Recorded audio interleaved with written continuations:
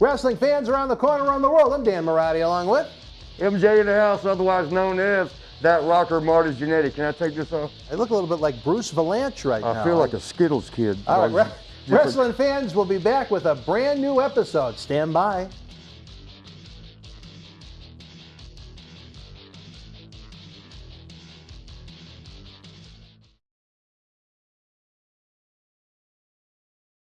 Wrestling fans, welcome to another episode of Wrestling Inside as Party with Marty. I'm so happy to be joined by my new partner in crime, along with Tony Atlas on Tuesdays. Thursday night, I'm not 100% sure if you are Marty Jannetty at this point. I'm not either. Like Skittles kid here. But see, what had happened was, first of all, this is not vodka, I don't think. And no. Don't forget John Cena's father. The Fab-All Pop. Yeah, these are good. Yeah, we like, can I tell? Yeah. We do like several tapings at a time, so this might not be live. Is that okay? This one is not live. That's absolutely correct. And so last week I had this pretty much same outfit on. So it's not that I don't have, let me take this thing off. Shit. It's not Bruce Valanche. It's Marty Jannetty, ladies and gentlemen. Oh, did I tell you about on the plane? Johnny Trendy was sitting next to me. I sat down, mask on and all. And he's looking at me. I'd not met him before. And he kept staring, and I'm like, man. Delta Airlines, they separate you. American, everybody's right there together. And what do they do on Delta? They got seats in between. You get a middle seat, or you get the two end seats with the middle open, each aisle, all the way up. Really? That's how they do it? Really? Yeah. Okay. Yeah. And it was how they did it last time I came up here on Delta. Were we doing commercials? Well, I own Delta stock, so put them over if you want. Yeah, Delta's the best. They're all pretty all the same airplanes. But American, everybody's crammed in there together, and we're A and B, like the two seats on the one side, sitting next to the dude, and he just keeps staring at me. I can see it, and I glance a little bit and start leaning over some. I feel like I was going back to the bowling alley. Keep staring. Oh, well, we hope we don't have any more confessions. No, he kept staring, and finally I was like, well, damn, how long is this going to last? and I just kind of like looked at him like, what's up? You know? And he goes, anybody ever tell you look like Marty Jannetty with that mask on? With the mask, he goes, when you got that mask on. And I said, yeah, I've heard that a couple times, but who is that guy? And he said, oh, he's a famous pro wrestler. I said, damn, I wish I had his money. And then I thought and said, no, I don't. But he goes, and he kept staring, and I thought, how you doing? And, I introduced myself. And he goes, you are Marty Jannetty? I said, yeah, man. No way. He says, take the mask off real quick. So I showed him. He's like having a fit. And then we got to talking wrestling. He's from up this way. He's from Providence, Rhode Island. And Johnny Trendy. He's a good-looking kid. He's looks like he'd be one of them. He said he was high flying. That was his style and all. But yeah, it was good meeting him. What was the point? What was we started out with? Sometimes, Marty, the GPS couldn't follow your directions sometimes. You know what I mean? You get broke. That thing's dumped me in dead ends a couple times. Really? Yeah. It was just explaining the outfit, the Skittles and shit colors. That last week was really earlier today. So it's not like this is only. I was going to say, look, man, I'm going to start repping my damn city, Atlanta, and the Braves, and the Falcons. I'm going to support them. I'm going to wear this every time. So that's why I'm wearing the same thing. Don't know why he wears the same thing every time. Linda Marati isn't good with the laundry. It's been a long time since she helped me out with that. I tell you, during the episodes, Marty, maybe let the fans in a little behind the scenes. This woman was driving me crazy to give... That was a short trip. To give the little one his birthday gifts. And he wanted to come in and meet you and get a picture. He was out in the car, but you wouldn't let him come in. So I had to give him the gifts at the car. And then as we're talking on the last episode, she's texting me, mad because the Kobe Bryant jersey didn't fit him. Well, you know what? I didn't see it on his body, so how am I supposed to know? You're supposed to know. Oh, I tell you. It's as simple as that. I know the kid watches the shows. We'll give him a shout out to our junior ambassador, Devon Brent. We wish you were here, buddy. 15 years old now. I can't believe it. He was about this big when I first met him, like a little sack of potatoes. Or a little action figure. Yeah. Well, he had The Rock as action figure when it was out. And, yeah.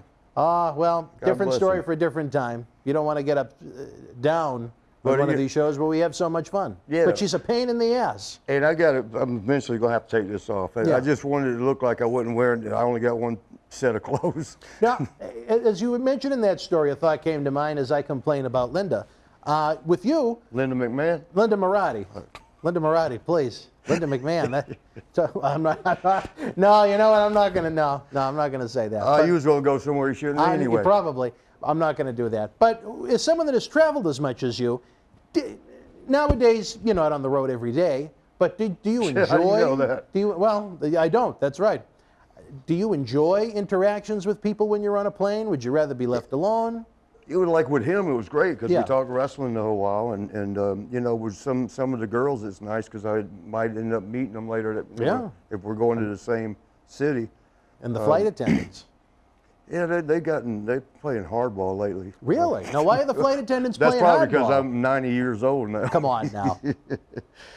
But yeah, but I love interacting. You know, when it's just a fan, average fan. I don't mean just a fan. Man, I got to take those off. Probably the hat, but the hair is a mess. I mentioned last week, see, it's receding. So You got the McMichael going on. Yeah, I got to, or just put the hat on. It's a Put different the hat week. on, yeah. Do you know how to cut hair?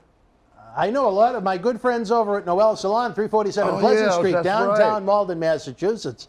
You should see the stylist I have there. I have Pure as the new fallen snow. She's tremendous. We have Hollywood Barani. We have Cupcakes Hausman. Don't gave put them all- Cupcakes in the corner. all names, And huh? even Iron Man Pollock. She's tremendous as well. Along with the La Jefa herself that runs the show. I miss my salon. I bet you do. I miss it too. It I was ain't like even when been you, there. It was like when you get Future Endeavored by Vince. Right. They didn't put it on the website though. But anyway, so we were talking about fan interactions. Have you ever had a bad fan interaction on a plane? Oh yeah, of course. Well, let's hear a couple. That's kind of an interesting story outside of the realm of wrestling. Well, there was this time. I feel like I can tell this and not get in trouble again. This was back in 19. That already makes it old. 19. Let's go with 89, somewhere in there. And it was at the end of one of those 30, 40-day tours. And we finished up on the West Coast. It was out in San Francisco, I guess. And they have red eyes. You fly through the night. And we go through Dallas and then wherever everybody split up, wherever you're going home. It's the end of a 30 or 40-day tour.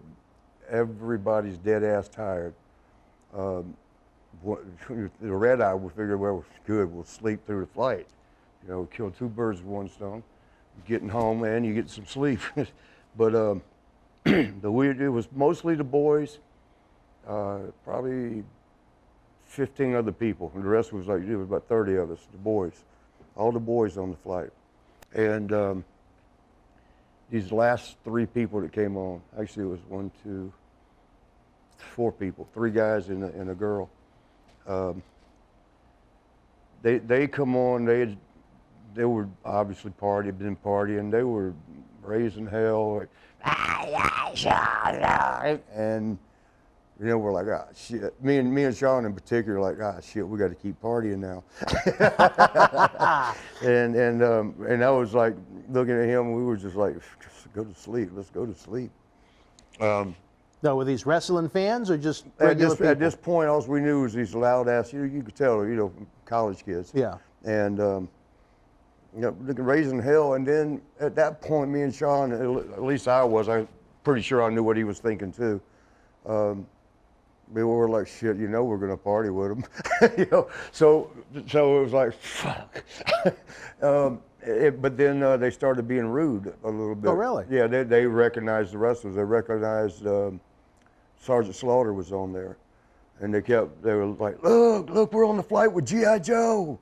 G.I. Joe. That's that wrestler, G.I. Joe. And he didn't like that shit. I mean, he's just, you can see his jaw going out even further than it does already. Like the puppet, yeah. Yeah, like Jay Leno. And, sorry, Jay. And, yeah, he was getting pissed off. Then they saw the bushwhackers, like, oh, it's those guys, whoa, whoa, and, making fun of all that. And then, was that a 10? Yeah. Okay, I'll hurry. And then, No, don't hurry. I just, for my brain, I like to kind of know where we are time-wise. Am I talking a lot? I love it when you talk a lot. Okay. They started messing with the bushwhackers. And then they, now they're on everybody's bad side. Everybody on the plane, too, they were loud as hell. There was a bunch of senior citizens, including, I would be one of them now. But No, you're not there yet. Yeah, boy, with the way things are going. Yeah, they were just rude. And I mean, of course, they were just partying. But it was rude. They were drunk as hell and not realizing that they were being obnoxious. And how's this hat working? Shadows? I got to keep it up unless I just That's don't what we want need to do to glance.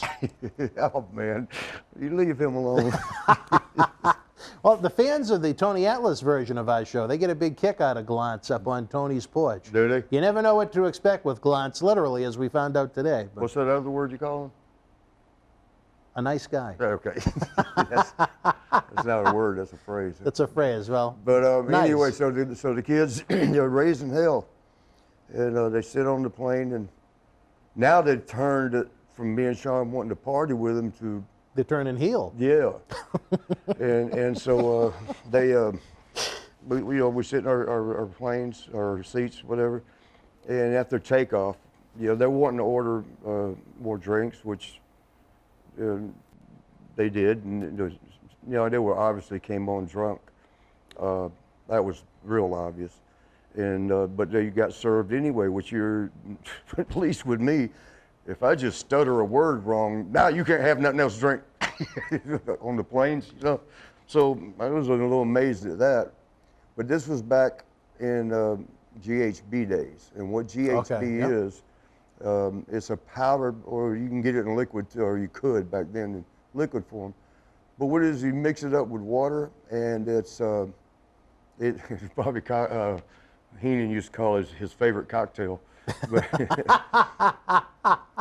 I can hear those words coming out of his mouth. Yeah, cocktail time. All the boys were taking it because it was actually legal. It was sold at GNC's.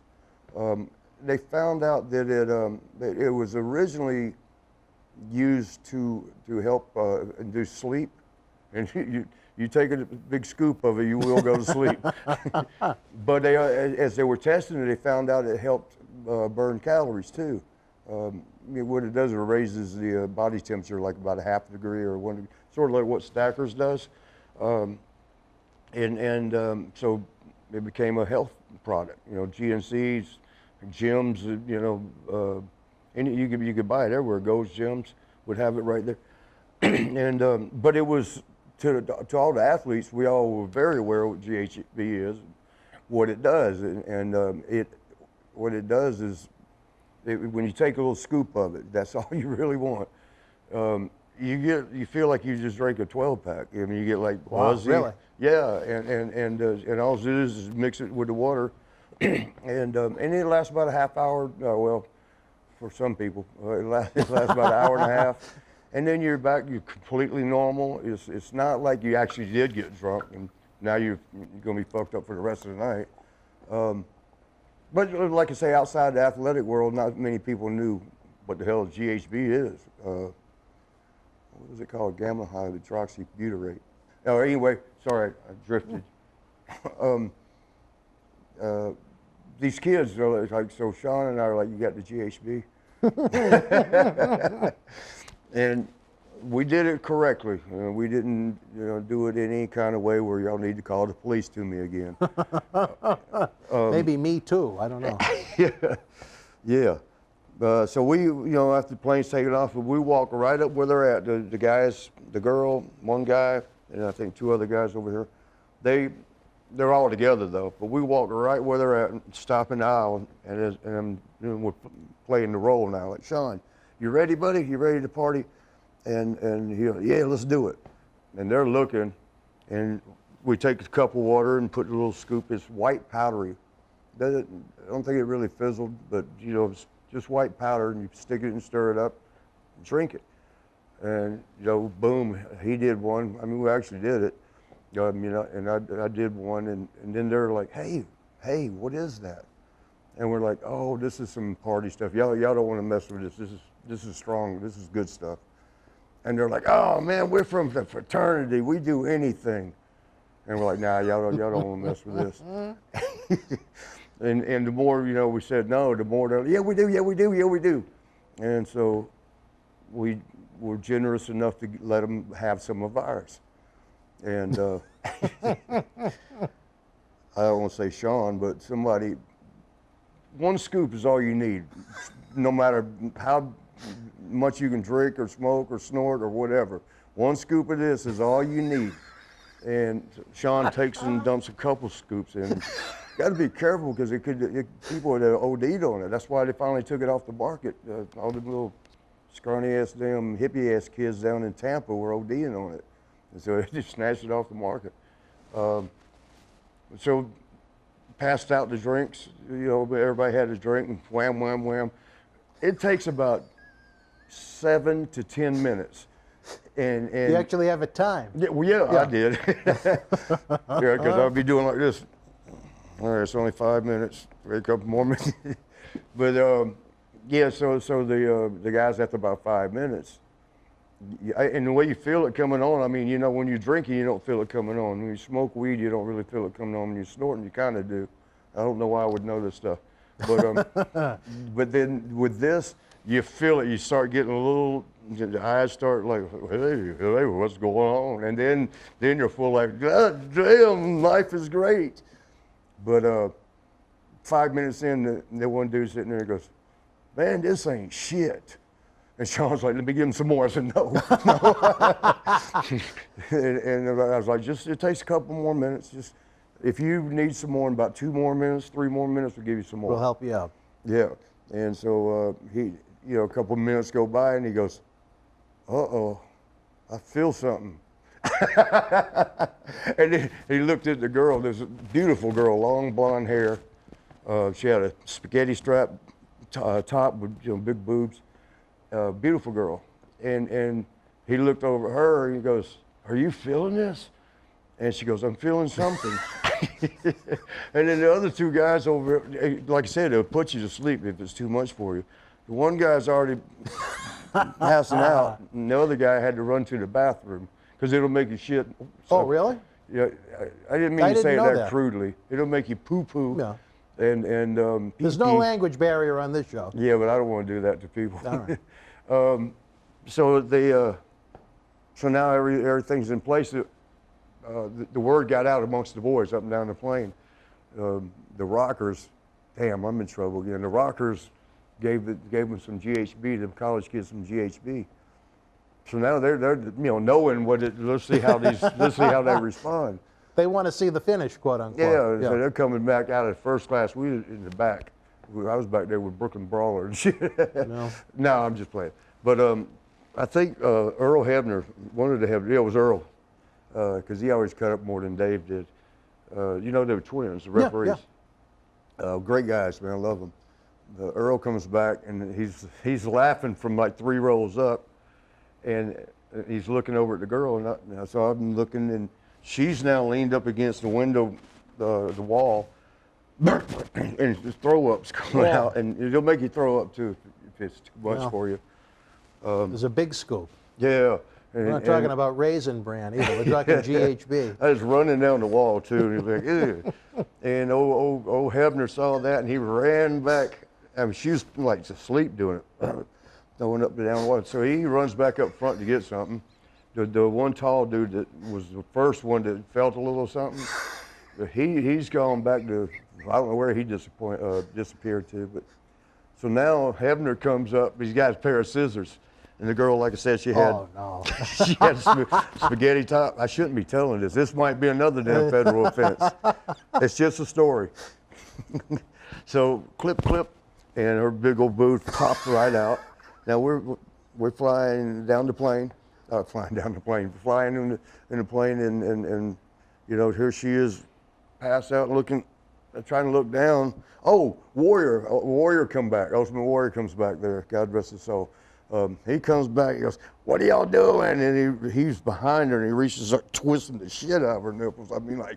The Warrior grabbed the nipple. Yeah, both of them, and twist him like he was dialing in for Tokyo. Now, did he grab him like when he used to shake the ropes? Or no? Yeah, that would have been good.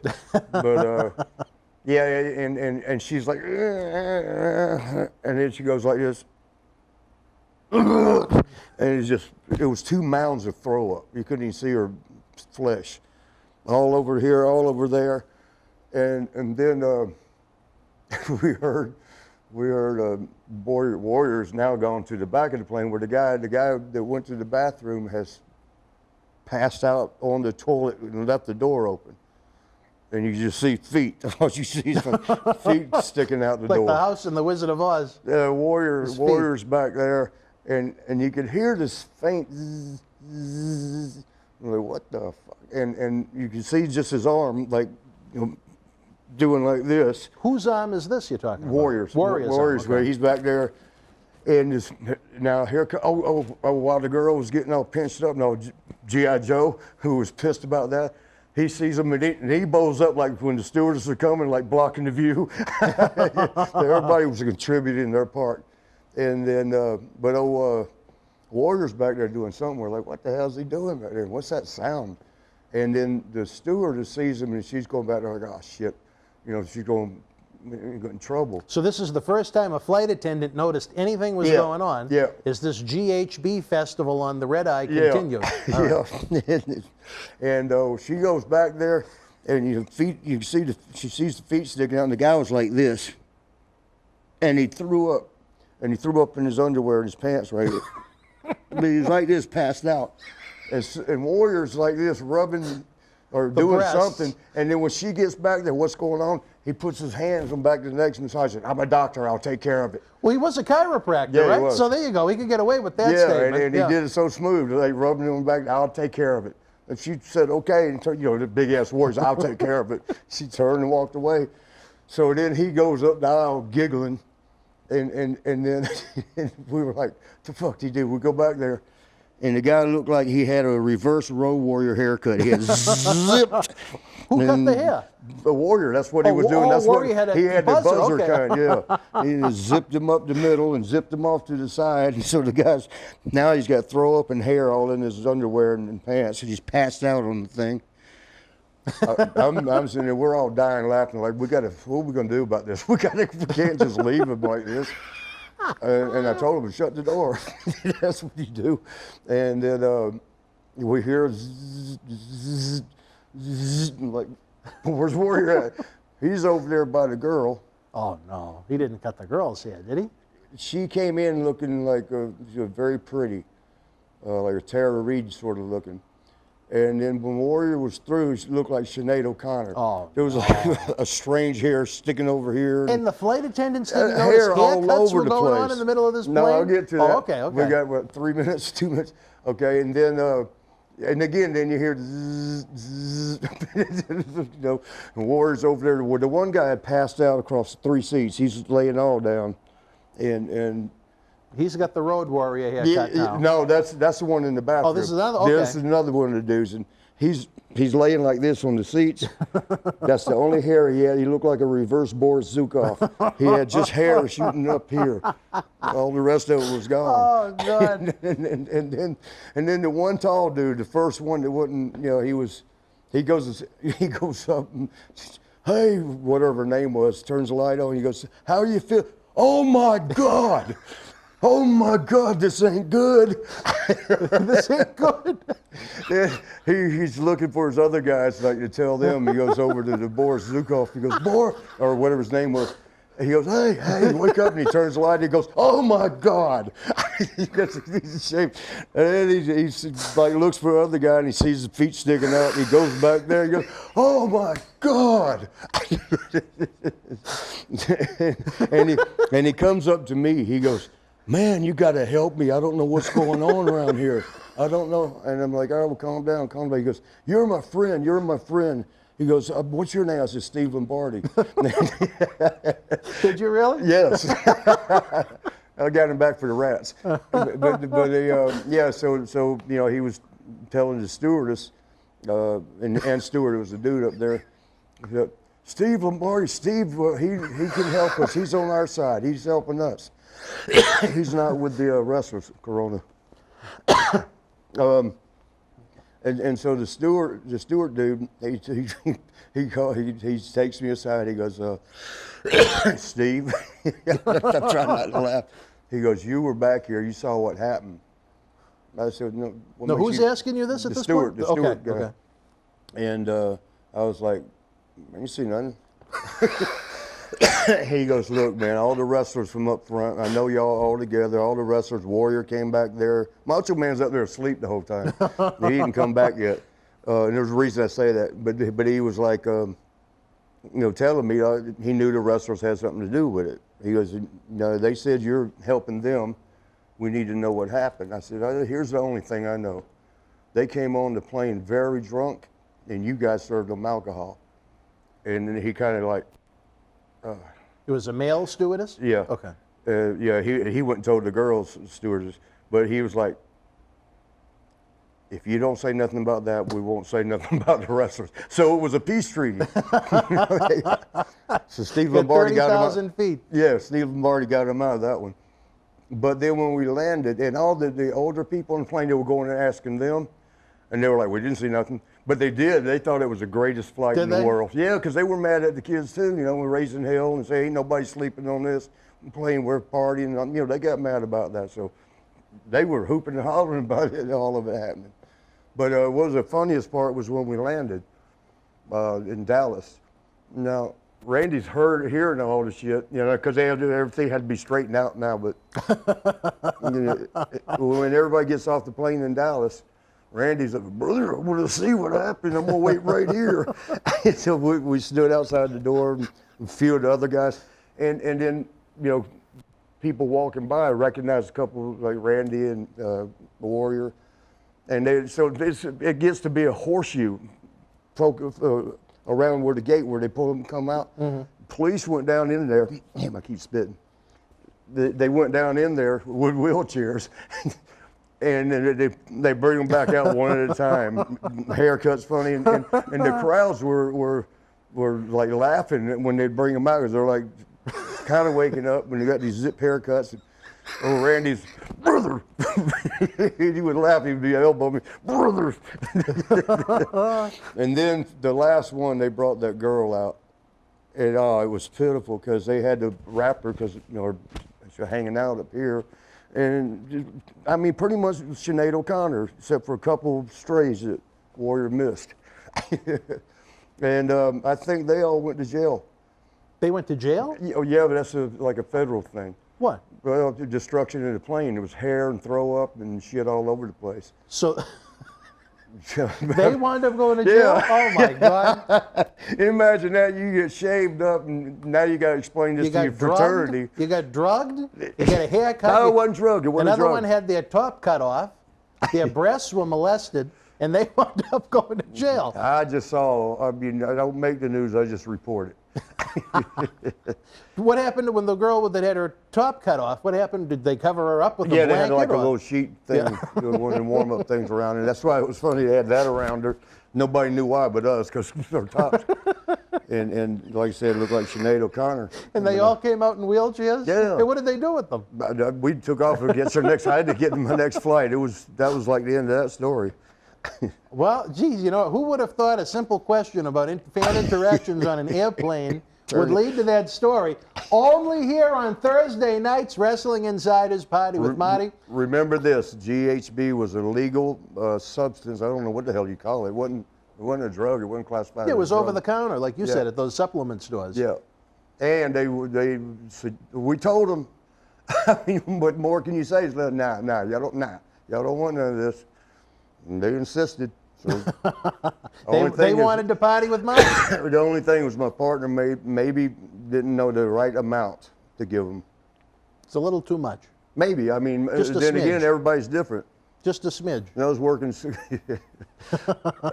security down in at Shepherd's, it's called, on the beach in Clearwater. And, it was a beach club, the tiki bar. And, man, I love Clearwater Beach. Oh, man, it's the best. I love Clearwater Beach. The best. Yeah.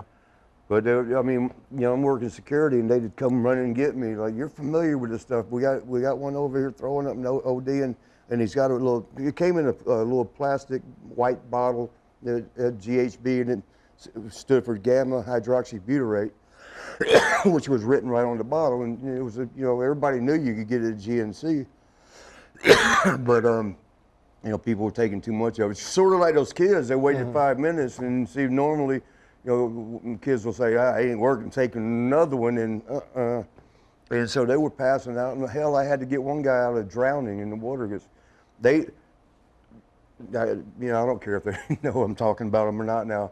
The manager at Shepherd's told me, don't worry about it. As long as he's out in the water, it ain't our problem. Wow. Fuck, I ain't gonna let the guy. That's a little stiff. Yeah, you're gonna let the guy drown? He's passed out there.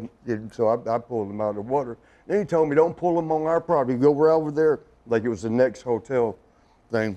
And that was another reason I quit working security, shit like that. This was after your big wrestling days. It was like in between. It was year 2000. Oh, okay. Yeah. So you were still very active. Yeah. Then. Okay, but you did that as a side gig. Yeah. I got you. Yeah, because it was a lot. It was a beach bar. There was a lot of benefits. I wasn't doing it for the money. Just put it that way. If the sand could talk, right? Yeah, them dunes. All right. Well, you know what? As usual, there's many twists and turns on this program. We've been talking a lot about Marty's early days in WWF, AWA, Kansas City. We started talking early, July '88, when you guys went out on the road on the House Shoe Loop.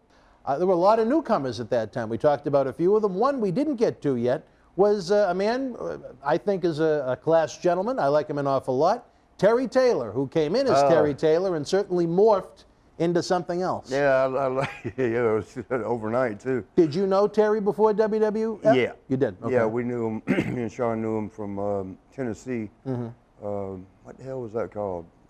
It was Jerry Jarrett's territories, I don't know. Tennessee, I can't remember. Was it CWA at that point? It might have been. I don't know. That changed names a lot of times. Yeah. USWA, CWA, yeah. Lance Russell was the announcer. I just know that because I used to mess with him. But yeah, Terry, we met Terry there, and when we started the rocker thing, and we'd been there a little bit before Terry came in, before Terry got the invite. And Terry he come up very catering. But we'd been doing interviews and stuff all day, promos and that stuff. And Terry comes, me and Shawn sitting there, and I think Davey Boy, British Bulldog, God bless him, rest his soul. Good man. Yes. And Terry comes up to the table to sit with us because he knows us. He's real familiar. We've made road trips. Him and Shawn knew each other even before that down in Texas wrestling. Oh, really? I think it was Texas All-Star. But yeah, so he come to sit with us, and Pat Patterson comes walking up, and Terry's got the suit on and everything, and Pat say, Teddy, we noticed in your interviews you're wearing the suit. We like the guys to spritz down like they just came back from the ring, so they glisten, and. Because he had just come up from WCW, I think. He's like, yeah, everybody does that. I want to be different. And me and Shawn were like, oh, God, we're eating right down here now.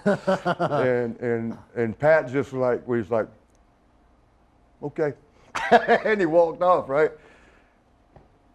That next day at TV, Terry wouldn't talk to me and Shawn. We'd rode together, too, to that city. And we're like, what's going on, man? What's going on? You had a meeting with Vince. What's up? And he didn't want. I don't want to talk about it. And later that night, when it was they had they had this new character on the chalkboard where you have the matches, and we're looking to see what matches we are, because you usually get 2 a night back then. Rock is against Tom Stone and Yeah. Conquistador #1. And what did you see? Yeah, and then there's one that's Red Rooster, and we're like, oh, we got a new guy in the territory, a new guy in the area, and then right as that match comes up, we're looking to see who's this new guy. And here comes Terry Taylor out in the dressing room, pissed off. He's got that damn mohawk of red, like a rooster thing. And it was all because he's cocky. He was so cocky, he said, okay, well, you're a rooster now. That's the kind of shit they would do to you. I don't remember who, but in this studio, someone had said that he was relentless in calling them for a job. Who, Terry? Yeah, over and over again. And it worked. Did they bring him in almost to embarrass him, or was no, it because of his attitude? No. He's or a great did they worker. I think he is too. But did they think there was actually potential to do something with this man as a Red Rooster? Well, no, that was because the cockiness. I'm gonna wear a suit. He's telling office people. Right. Yeah. Yeah. But yeah, he was beneficial in many ways. I mean, he could teach the guy. He was a very good worker, and he's very good working with the guys. The least little things he used to tell. He told me one time, it's such a little thing that makes a big difference. He was, like when you get a rear choke or something, you got your hands down and you're trying to keep them up. He said, always turn them upwards. It's like you're asking the fans to help too. Little things like that. He was real good with. Yeah, he's such a smart wrestling guy. Yeah. And had great interactions with him when he ran talent relations in TNA Impact. And now he's got a great gig with WWE. So yeah, all's well that ends well, I guess. Yep. Oh, he's back with great. I think he's a trainer and down in the Performance Center. Oh, good, man. That's good. They got a good trainer then. Yeah. Speaking of meetings, did we already told the one about Ron Bass, right? No. With Scott Casey? No. We didn't? No. We didn't talk about either gentleman yet. Is this story time? Story time, baby. Let's hear it. The Outlaw and the Cowboy from the mouth of Marty. We were riding together. Scott right, Casey. I love Scott, man. Great guy. Super guy. I met him at a Cauliflower Alley Club. He was a nice guy. Yeah, he is. First time I went because he was explaining the difference in the humidity there out this way. Good guy. With the humidity, huh? Yeah, I know the air's a lot lighter there, sort of like Denver. Yeah. Well, he's a good guy. We used to tease him and Brad Ring, as we said, their themes, their music to come out to the ring, because they were always first match. So we always said, your music's played, and that would be the national anthem. Get out there. Yeah. So Scott was a very good hand. I hate saying it that way because he's better than that. Well, in WWF, that's what he was. Yeah, he was a very good hand. It's the way we were using him first and second matches with the newer guys, And then Vince, when we were riding together, he was all excited that night. He's driving and he's just gleaming, and we're like, "What's going on? What kind of beer are you drinking?" And he said, "No, I got a meeting with Vince tomorrow," which Vince always would meet with the guys at TV tapings. Right. And oh man, and if you had a complaint, you got in that same line. That line outside Vince's door would be about 20, 30 people all the time. And so he had a meeting. He's excited because it's not going to be you get to meet with Vince. It's going to be something you're going to like. That night, after the show, we're riding, he wouldn't say a word, sort of like Terry was, where he wouldn't talk. And they said, he finally wouldn't talk. I'm sitting up front, Shawn in the back, and I said, if you feel like talking, I'm here. We got a 2-hour, 3-hour trip. I'm right here. After a few beers, he goes, "God damn it, Jannetty." I'm like, "What'd I do?" Because I always get in trouble for something I didn't realize I did. Like recently. He says, Vince called me in there. I said, yeah. Now I'm all excited, want to hear what, but I also realized something didn't go right. Yeah. He said, he asked me if I knew, because he was cowboy, right? He said, do you know how, wherever that thing is where you take the rope and not lasso, where you spin it in a circle? It's got the loop, you spin it, wherever that's called. He asked Scott Casey, he said, do you know how to do that? He got, yes. And he goes, good, can you teach Ron Bass? Oh. Well. Yeah, that was his meeting. Yeah. And he did. He went and taught Ron Bass how to do it. But you know, you got to imagine the letdown, right? Oh my God, he was probably excited for weeks about that meeting. You know how they, you know how they told Terry Taylor, like for preparing him for his release, called him in TV, and you know, Vince was like, Terry, you're a very solid worker. Really like your work, but unfortunately, the business is going a direction that's not necessary anymore. So he got released. That's how he was told. He didn't even, it was not even 2 And then years that's he was sad to there. It think. was a short run. Yeah, and then that's sad to think we don't need good workers no more. I guess in that time frame, maybe it was all going to characters because we was doing the Big Boss Man, Nails, which that has a lot to do with my... Oh, we'll get to Nails as time goes on. That one interests me. But do you think it was it a hard experience for him when he developed into the Red Rooster for the next couple of years? I know he rolled with it. I mean, He he did. didn't like it at all. But he like his interviews, he'd roll with it as much as just like Dusty Rhodes didn't want to have to do the plumber, you know, the common man, but he made it work. You know, that's the best sign of a good worker. Is when they throw a shit character on you for a rib and you make it work.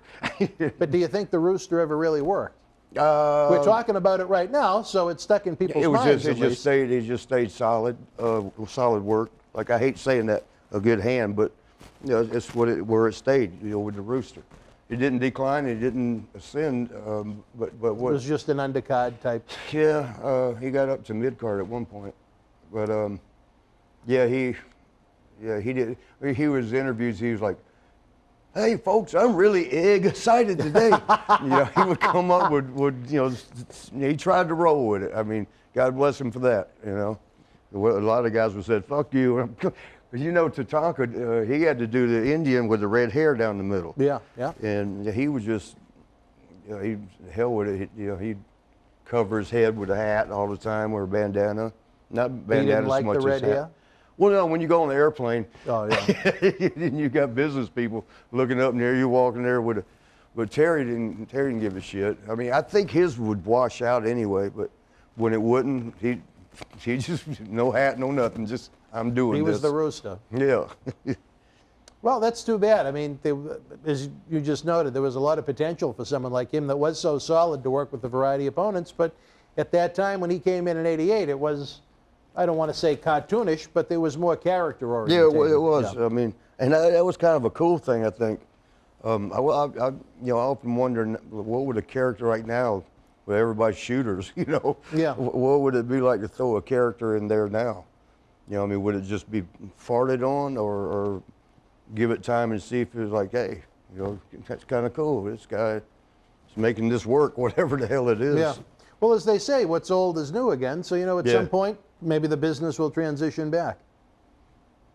I could go as an escaped convict. Oh, I'm not going to touch that one. Poor Bob. All right, July the 25th, 1988. It was a big day in your history, Marty. Your Madison Square Garden debut. You and Shawn Michaels. July 28th, July the 25th. 25th. It was your MSG debut. You worked This year? No, 1988. Oh. 32 Oh, yeah, years yeah, ago. when we Close, came back. 32 years ago. Worked Yeah. the Rougeau brothers in an attempt to build them up. Was to that their- the first one? That was your first MSG appearance.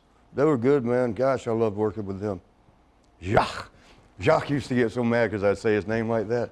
That's not how you say my name. That's why I'm saying it that way. You know, Jacques and Raymond were great to work with, man. And both super guys. Love them both, man. You know, see, I'm drifting off to the Dynamite Kid and Jacques. Well, we're going to get there, baby. Story. But right now we're talking MSG. What was your impression of working Madison Square Garden for the very first you time? know, The mecca you of know, pro wrestling. The Rock, his dad, Rocky Johnson. Yeah. Him and I were good friends. Oh, and- really? Yes. And, you know, I don't, no, I better not say that. I was going to say, I wasn't going to say that me and the Nasty Boys were all part of The Rock, you know, Dwayne's first beer he ever had when he was 14. We all lived You in broke Memphis. the rock in young. Hey, man, but we were saying about the Rougeos. Rocky, his dad, had, we made a lot of road trips together, and he got me into over to Hawaii a couple times. Because he was, very strong pull over there. So we bonded pretty good. His mother-in-law was in charge at that point, probably, right? What's that? His mother-in-law was in charge of the territory. I think she was, yes. And one time Snooker's wife was running something. I think that was a different one. But anyway, he told me, when they announced about us being on the Gardens, and him and I used to work out together. My guy, Rocky would walk in any gym we went to, which every city you go to, you find a gym, And he'd walk into any one. And every time, you don't do the same, you do chest one day, chest, shoulders maybe, and back another day, arms, legs another day. Every day that we'd go in, he'd go right over to the bench press. And he'd put 4 plates, which is 405. Ain't even warmed up yet. He'd get it, set it back down. He goes, I just ain't feeling it today. He'd go next door and get a beer or a sandwich or something. But I mean, that was the routine every damn workout. I'd look at him like, I'm gonna need about an hour. Take your time. But he told me, he was a conditioning freak. That's how look at Dwayne. But he told me when he found out the Garden, he goes, I need you. You're gonna want to do some more cardio conditioning. And I'm like, I'm doing 30, 45 minutes a day now. He goes, they want to do an hour. And I'm like, what? Why? He goes, you're at the Garden. And I said, yeah, no. And he goes, well, here's the thing. I've seen the best conditioned athletes in the world get to the Garden, and you hear that 25,000 screaming people, and just the atmosphere of being in Madison Square Garden, the place where Ali fought a lot of fights, actually. Major events, sports events taking place there, and now you're about to perform. And he goes, you'll blow up, you get winded just from the excitement. So you're gonna get nervous as hell, and then you're gonna get excited as hell. The first time the crowd pops, you're gonna get excited as hell. He goes, you'll be out of breath within a few minutes. You're gonna want to. So I kept that in mind, nervous as hell. I'm like, well, damn, if I wasn't that nervous, now I am. For Rocky to tell me that, and then Where are you seeing Rocky? I did, like he said, did that extra cardio and shit. But damn it, he was right. The nerves. And once it's like anything else, like in sports, especially football. That initial contact and all the butterflies are gone. It was sort of that way going out to the ring. The first lock up and bump, and the crowd either booing or yaying, and now you're ready to go. Butterflies are gone. I always often tell my kids though, when I'm doing seminars or running to school, never be afraid to be nervous. That's life's way of protecting you, making your reactions and making your awareness more acute, more sharp. When you should worry is when you're not nervous. That's when you go out there and blow a knee, or you're just being rambunctious and tear something up. But don't ever fear being a little bit nervous. That's nature gave you that to protect you, and it helps. I now don't be over nervous to where you get, damn, I can't get one leg in front of the other. But yeah, it's all right to be nervous. I think once life I still get nervous 30-something years later. I think I'm nervous now. You're nervous, so am I. So that makes 2 of us. We want to make some great content for the fans. But once life gets back to normal a little bit, and we start having our live wrestling events, and your ankle is fixed, I think there's such I just heard it again, stomping it. Stomping it, yeah. Damn it. Great potential for you is almost like a player-coach type role, where you can, still get in there and you can talk with these young athletes that aspire to get to where you were, as we continue to talk in our Party with Marty Wrestling Insider series. I really think you have a great value in that. I think you have so many interesting experiences that the younger independent talent can really learn from you. Well, when I was running the school down in Tallahassee, I actually ran one out in Houston first, called it Body Slam University. And then when we went to Rod's place, Rod the Body was one of my buddies there, that he owned a school, wanted me to come down and train.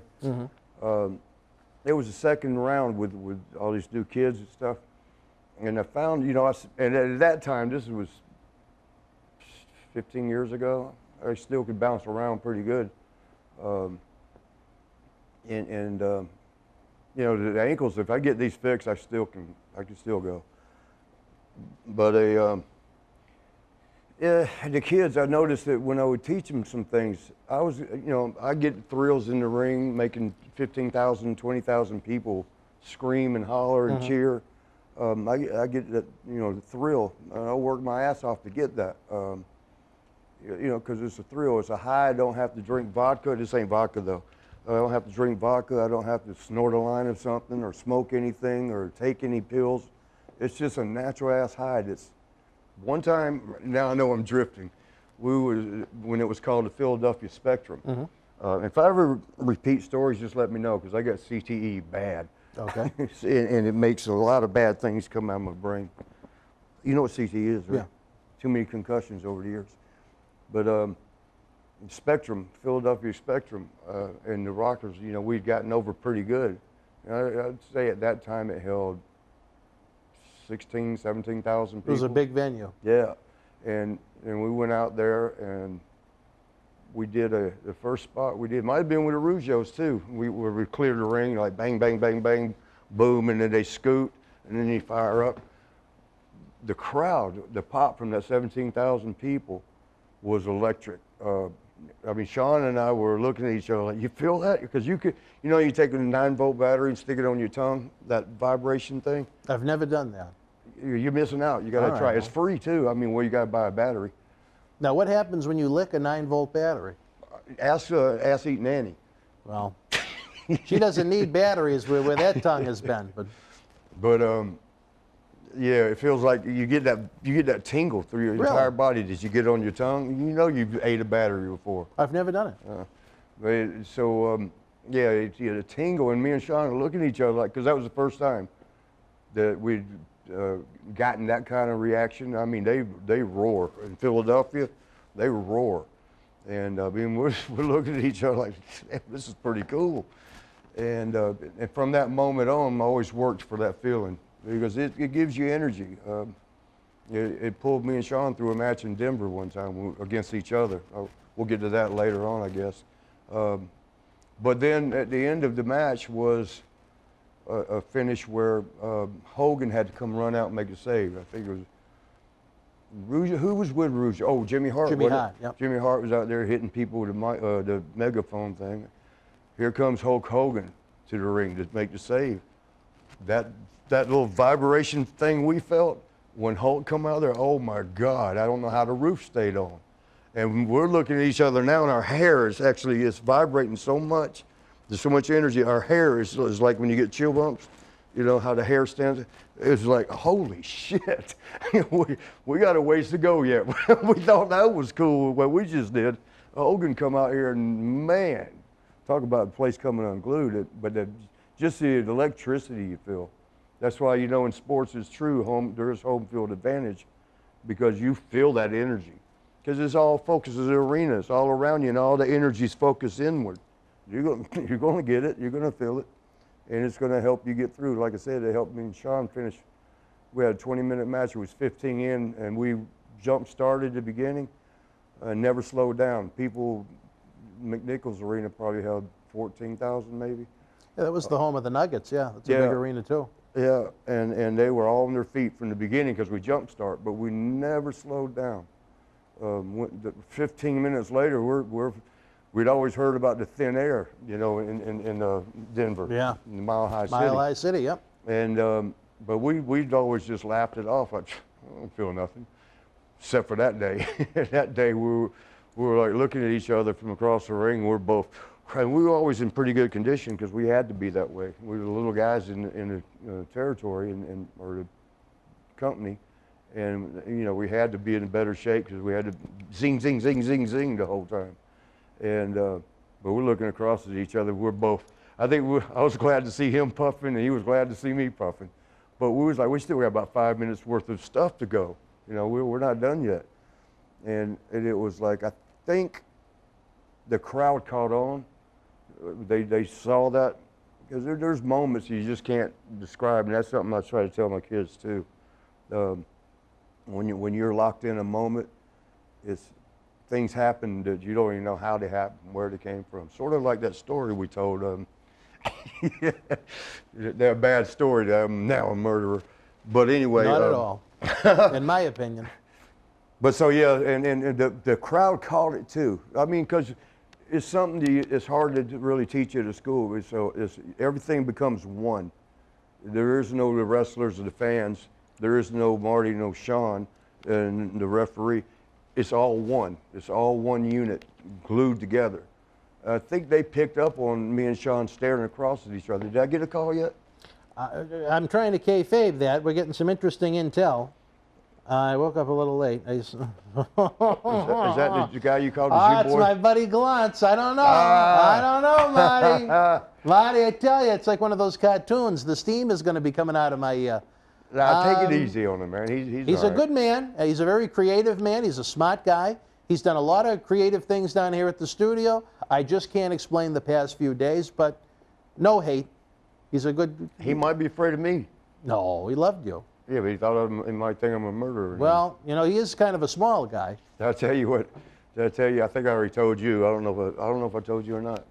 Let's hear it. One of the things I got, like the memes and different little things that you get.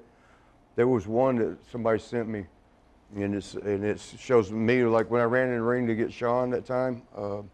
Was come out of the crowd or something. Mm-hmm. Oh, in the mirror. The mirror with Sherry. Yep, came in and I'm sitting there and damn, that hurts. Shit, sorry. Yeah, I'm sitting there and draw back to punch him, and he's like this. And then the thing overhead says, when your drug dealer tries to get fresh with you behind the bowling alley.